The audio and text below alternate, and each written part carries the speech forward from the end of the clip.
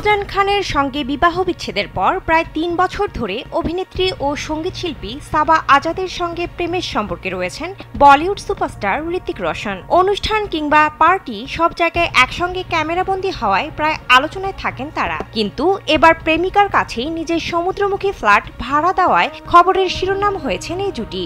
এখন প্রশ্ন হলো, প্রেমিকার কাছ থেকে কি বাসা ভাড়া নেবেন ঋতিক? ভারতীয় গণমাধ্যম সূত্রে জানা যায়, মুম্বাইয়ের জুহু ভার্সোবা লিংক রোডের বহুতল ভবন মান্নাত অ্যাপার্টমেন্টে ঋতিকের এই ফ্ল্যাটটি অবস্থিত। ২০২০ সালে ঋতিক এই ভবনে ৩টি ফ্লোর কিনেন ৯৭.৫ কোটি রুপিতে। স্যান্ডেলিনা সো, রূপচর্চায় আভিজাত্য। সেই ভবনের ১৫ তলায় অবস্থিত ফ্ল্যাটটি ১ বছরের জন্য ভাড়া নিয়েছেন সাবা। তবে প্রেমিকের বাড়ি বলেই যে বিনা ভাড়ায় থাকবেন এমন নয়, বরং প্রতি মাসে ৭৫,০০০ রুপি করে ভাড়া গুনতে হবে সাবাকে।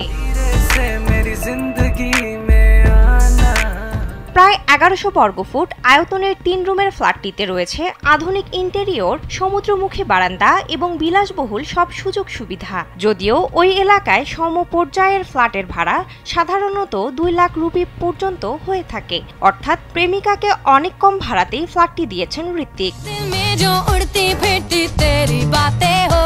এছাড়াও ঋতিক ও সাবার বয়সের ফারাকও আলোচনায় থাকে প্রায়ই। ঋতিক ৫০-এর কোঠায় পৌঁছালেও সাবার বয়স মাত্র ৩৮। তবে এই সম্পর্ক ঘিরে বিতর্ক এড়িয়ে চলেন দুজনই। ২০২২ সালে অভিনেত্রী সাবা আজাদের সঙ্গে ঋতিকের প্রেমের গুঞ্জন চাউর হয় সামাজিক যোগাযোগ মাধ্যমে। এরপর থেকে প্রায় সব জায়গায় একসঙ্গে দেখা যায় এই জুটিকে।